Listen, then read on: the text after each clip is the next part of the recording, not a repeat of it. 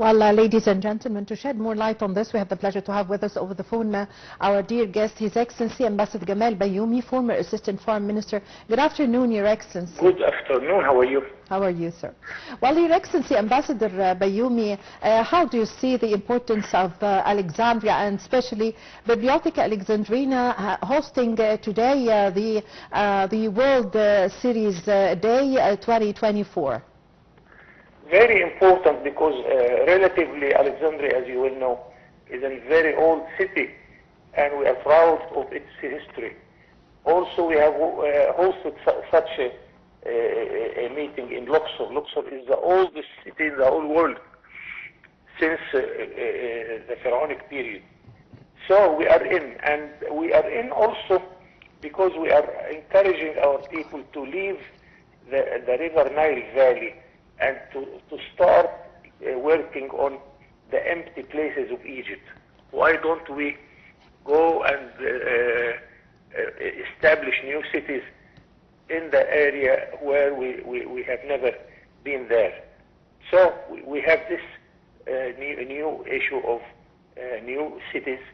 I am from Damietta, as you will know. We have new Damietta, we have new Luxor, we have new Aswan, we have a city on the other side of the River Nile in order to encourage our people to leave the River Nile Valley because it's very crowded and we are living on something like 7% of the whole Egyptian area.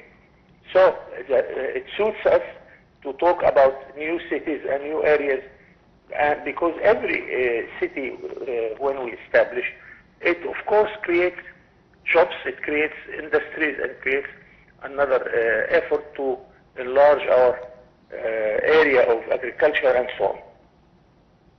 Your Excellency, in his speech, Dr. Mustafa Madbouli, the Prime Minister, stressed the commitment in making significant effort to achieve the UN Sustainable Development Goals. How do you see this? Yes, we are I am proud to say that Egypt is one of the countries who established the UN system, and whatever the UN is agreed upon, we are there. We are helping the United Nations efforts in everywhere, especially the new issue of environment. As a matter of fact, the industry is polluting our environment and we cannot stop this because all of us, we are sharing the same space, the same air. So the United Nations is promoting such an idea in order to make our life much more clean and our air much more oxygen, not nitrogen. And in Africa, we are lucky because we have some of the largest forests in the whole world. In Egypt, we are trying to encourage to plant trees because trees are giving us more and more oxygen. Many efforts are waiting for us, and I think Egypt is a very active member of the United Nations concerning all its efforts. Yes, Your Excellency, Ambassador Bayoumi, also during his speech, Prime Minister Mustafa Madbouli also spoke of the progress Egypt have achieved in the field of environment and facing climate change. How did you read this?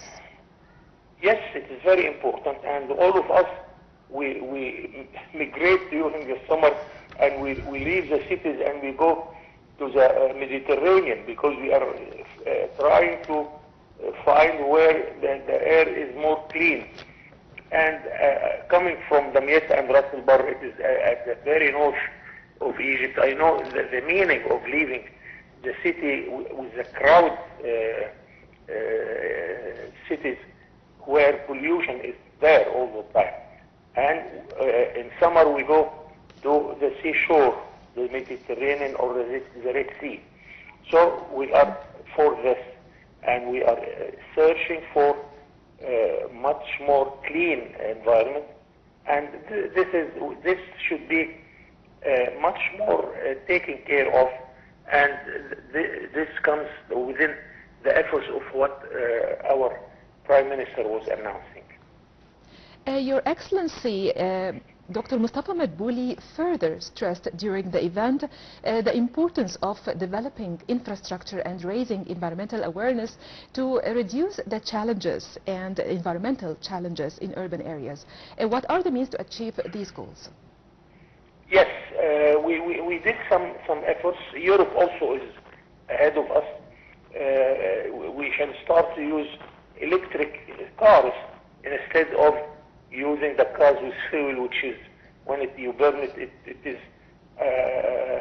carbon all the time. Using gas as a fuel for cars, using electricity for cars, and so on. Also, we have to make sure that our industry is not polluting our air. We were suffering some years ago from the cement industry. You know that the cement, they give a lot of pollution to our air. Many industries like that, we have to visit it and to make sure that it is not polluting our environment, and this comes to within the efforts of our government, and we are ahead of anywhere in the world.